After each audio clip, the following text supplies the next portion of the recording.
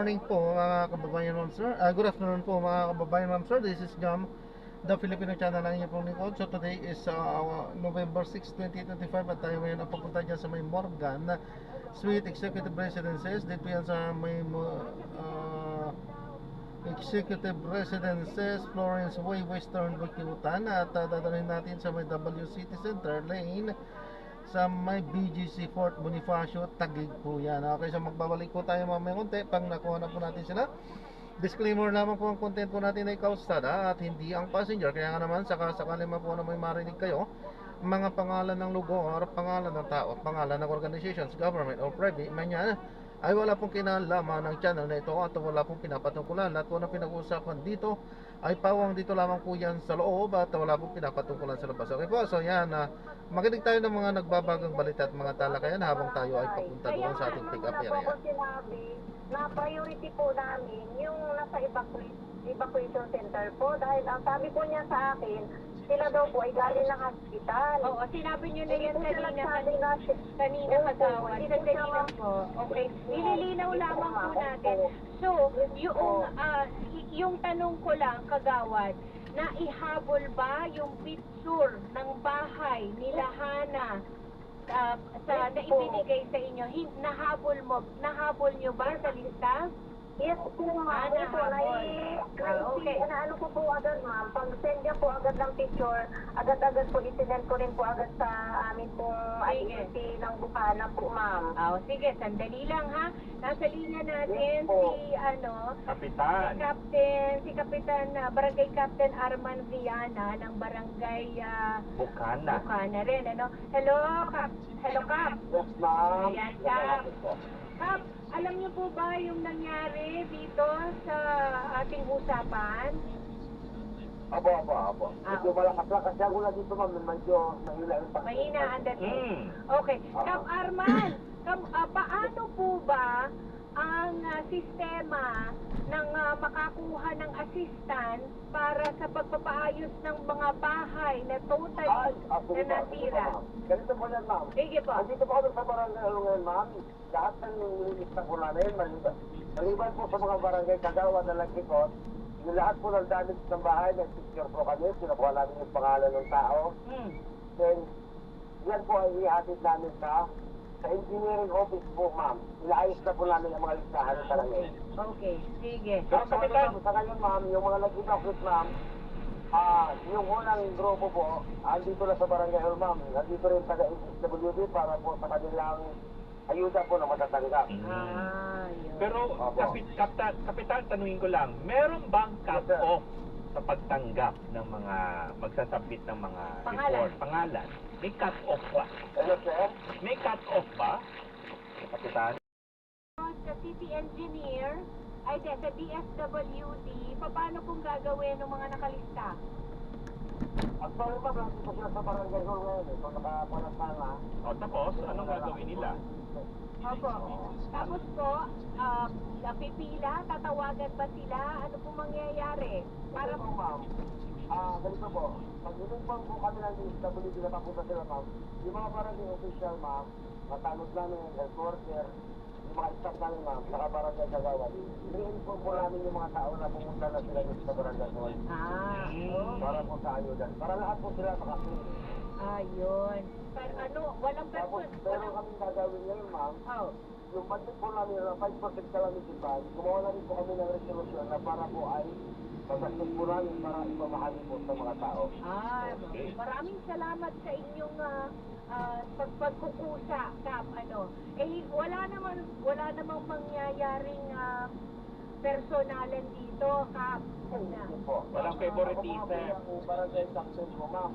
Hindi po ako namimili ng tao. Pagtay-pantay po ang pagtingin ko sa aking mga kabarangay. Ganon din po sa mga kagawad ninyo, at saka Opo naman, kasi pag nag-decision kami, ma'am, pinapaliwanag ko naman na kailangan wala tayong pinipiling tao, pantay-pantay yung lahat ng pagtingin natin sa dahil yung as public servant, naalala tayo ng tao para mag-servisyo.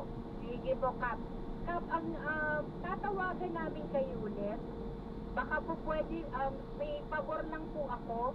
Baka po pwede po ninyong i-check kung naririyan yung pangalan ng kausap natin ngayon na inihabol ni Kagawad Mia, kung pwede po ay wag niyo munang ibaba yung phone para maibigay namin sa inyo yung tunay na pangalan para ma-check niyo lang po kung Kung talagang nariyan. Ano? Sige sa akin yung mga ano, ipapati ko agad ngayon. Yes sir, yes sir. Kakausapin po kayo ng aming coordinator para ma-check. Jordan daw, Tita Si Winnie. Jordan Diaz. Diaz tatawag sa inyo. Sige Kap, maraming salamat ha.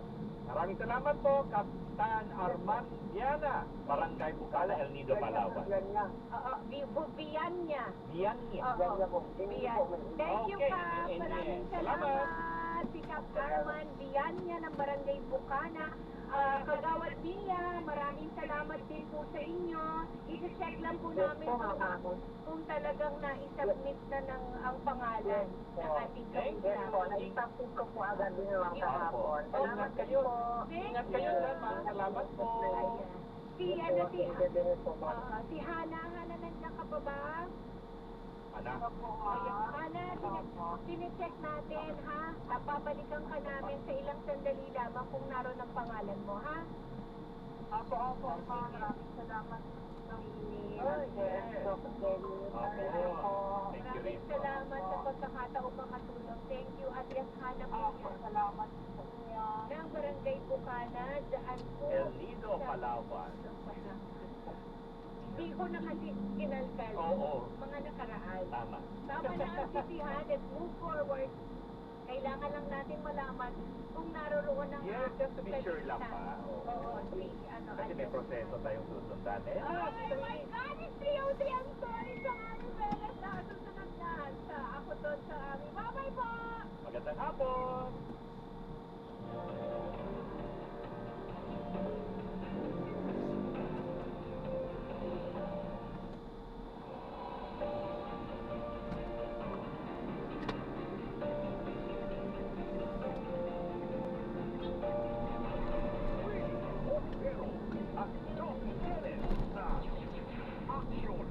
Ngayon sa DZMM.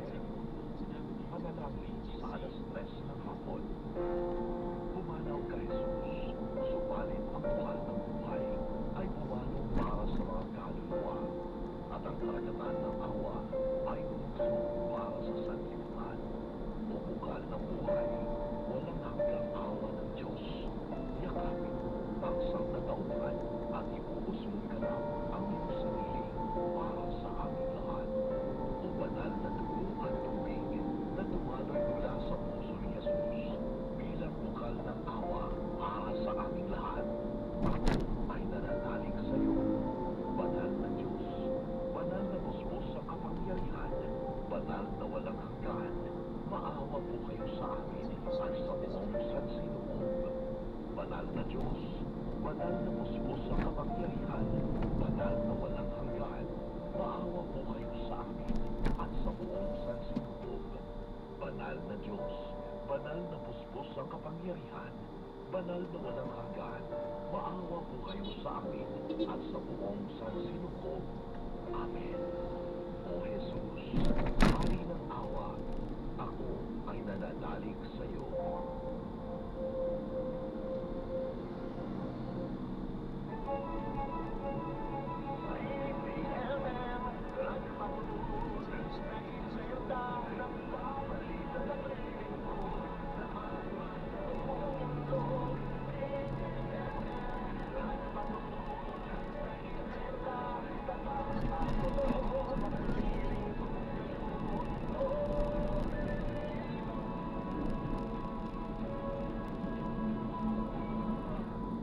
Sa loob ng 4 na buwan, ramdam na ramdam namin ang iyong suporta at pagmamahal. Dahil isa na ang DZMM Radyo Patrol sa Isprenta sa mga nangungunang AM radio station sa Mega Manila. Ayon yan sa third quarter Cancer Media Radio Studies. Number 3 na po tayo mga kabamilya. Ang DZMM Radyo Patrol sa Isprenta at DZMM Teleradyo mapagkakatiwalaan at mapaniniwalaan. At syempre ang iyong programang Ako To Si Chang Ami, numero 1 sa paghahatid ng balitang kumpirmado at serbisyong sigurado. Maraming salamat, kapamilya at kaservisyo. Ang oras, 3:07 p.m. Ang oras na ito ay hatid sa inyo ng GCash. Ngayong papalapit na ang Pasko, bukod sa sangkat utak na regalo, umaapaw na rin ang sex scams. Huwag mag-click ng mga kahina-hinalang link para palagi tayong chismis, maging mapagmansyan, at mag-report agad sa otoridad para hindi mabiktima. Huwag hayaang sirain ng scammers ang diwa ng pagbigayan at pagmamahal. Isang paalala mula sa GCash. Basta may link, huwag i-click. SMS spoofing scam yan. GCash is regulated by Bangko Sentral ng Pilipinas. CMM. Balita. Ngayon. Kapamilya, isinasapinal na ng Department of Justice ang Memorandum of Agreement sa mga whistleblower o mga posibleng safe witness sa flood control scandal. Sa parehong ng ABS-CBN News Channel, sinabi Justice Undersecretary Jessie Andres na nag-alok ang ilang whistleblower na magbalik ng hanggang ₱1 bilyon nakaw na yaman. Ayon kay Andres, nasa culminated point na case build-up ang DOJ dahil naging pagtulungan ng karamihan sa mga whistleblower at sapat ang kanilang ebidensya para mapanagot ang mga sangkot na personalidad. Sa ibang balita, nakabantay na ang Philippine Coast Guard bago pa bumagupit ang bagyong Juan. Narito ang kumpirmado. Siguradong balita mula sa ACC, ating ni Radyo Patrol, Steve Brad. Steve. Parisya naka-alert po ng Philippine Coast Guard District North Supervisor Luzon bilang pag-aasa sa posibleng epekto ng bagyong Juan kabilang ang mga estasyon, substations at operational control units. Nakalatagda ang mga rescue gear, communication equipment at mga bangkang gagamitin sa search and rescue at humanitarian mission.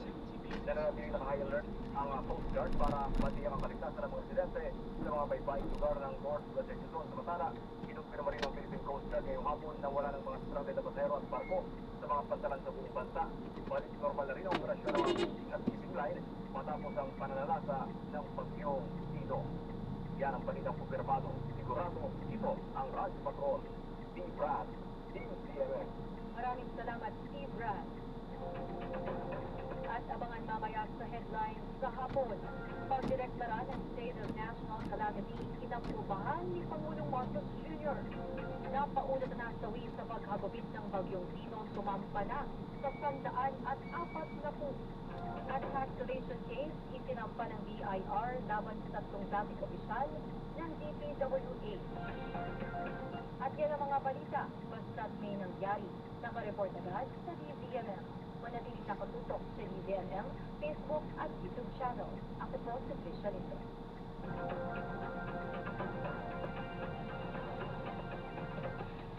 CMM.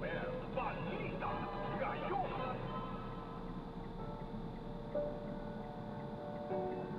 Sa panahon ngayon, mahirap humanap ng taong marunong umunawa. Ako to, si Chang Ami. Hindi rin ganun kadaling magtiwala. Ako to, si Chang Ami. Sino pa ba ang pwedeng makinig? Ako to, si Chang Ami. Kanino pa ba ako pwedeng lumapit? Ako to, si Chang Ami. Buti na lang, nariyan ang nag-iisang tiyan ng bayan. Nakikinig, nagmamahal. Ang inyong makakasama araw-araw sa DZMM Radio Patrol sa Estrella at DZMM Tele Radio. Walang iba kundi Ako to, si Chang Ami.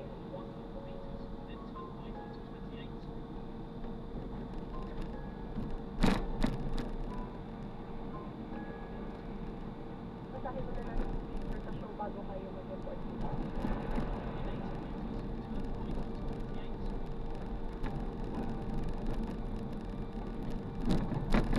Good afternoon! Good afternoon! Good afternoon, mga kapamilya at kaservisyo. Welcome po sa Ako To, si Chang Ami. Kapamilya at kaservisyo, sasamahan po kayo February ni Coach D. Vanessa Antonio dito po sa programa ng ating Chang Ami. siyempre mga kapamilya kaservisyo, no? Si Chang Ami po ay babalik na soon. Pero mga kapamilya, abay, handang-handa din po ang ating programa para po makinig sa inyo ng walang panghuhusga. Kaya samahan nyo ang iyong love guru dito sa programa ni Chang Ami hanggang alas 4 ng hapon. Ano man ang usapang buhay or bahay, abay, pasok na pasok po yan dito sa ating programa. Kaya kapamilya, abay, kunin na ang inyong mga merienda at mga kape dahil masayang usapan na naman po ngayong DZRH operation tulong maging yung ating mga sister stations, FM and AM stations sa iba't ibang panig po ng Luzon, Visayas, Mindanao.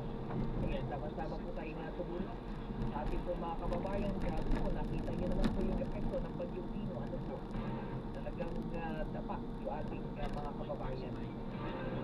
Anyway, sabi po ng Pag-asa, pinaghahanda na po tayo ha, lalong-lalo na po yung mga taga-Hilagang Luzon, Northern Luzon. Dahil po sa hagupit, no, inaasahang hagupit po ng Bagyong Juan. Ito talaga yun. Panahon talaga tayo ng bagyo eh. Kaya wala tayong magagawa dito kundi ayan, mag-ingat, sumunod sa mga advisory po ng ating mga otoridad, lalo na po yung mga tatamaan muli ha. So malaman po muna natin, alamin natin mula po sa DOST Pag-asa, kumusta po ang kilos nito pong Bagyong Juan at kailan ba ito papasok sa Philippine Area of Responsibility. Sapagkat kanina parang nasa layong 1,645 kilometro po yan eh, kailangan ng northeastern Mindanao, pero nasa labas po ng Philippine Area of Responsibility. Alamin natin, nasa linya po natin Ma'am Charmaine Barilla. Ma'am Charmaine, magandang hapon. Yes, magandang hapon po, Ma'am May, at sa lahat ng ating mga tagapakinig. At narito po ang ulat sa lagay ng panahon sa Bagyong Dino nga. Sa puli pa lumalakas, ngunit papalayo na nga ito sa may Calayan Island at papalapit na dito sa may Vietnam. At meron nga ito ngayon, naglay na lakas ng hangin na maabot ng 155 km per hour at mga pagbukso na umabot ng 205 km. At sa puli pa rin nagtungkol dito sa Kanluran sa bilis na 40 km per hour, bahagyang bumilis nga ito. At nakita nga natin ngayon, nakataas na lamang ang signal number 1 dito sa may Calayan Island. Kaya sa mga kababayan po natin sa Calayan Island, patuloy po kayo matapay at bigyan nga dito sa Pagkino. Samantala nga yung isang bagyo sa labas ng ating area of responsibility na may international wind na sa Hong ay lalo pang mas lumakas at ngayon ay kumikilos sa mga pahilagang kanluran malapit na dito sa may Micronesia. At kanina umaga ay dinamataan ito sa layong 1,690 kilometers silangan ng Mindanao at may taglay. Ayan, so na-drop na natin sila. So maraming salamat po sa panonood. Hanggang sa muli, ingat. God bless. Paalam po muna po, samantala tayo gagawa na ng ibang video sa ating susunod na mission. Paalam po.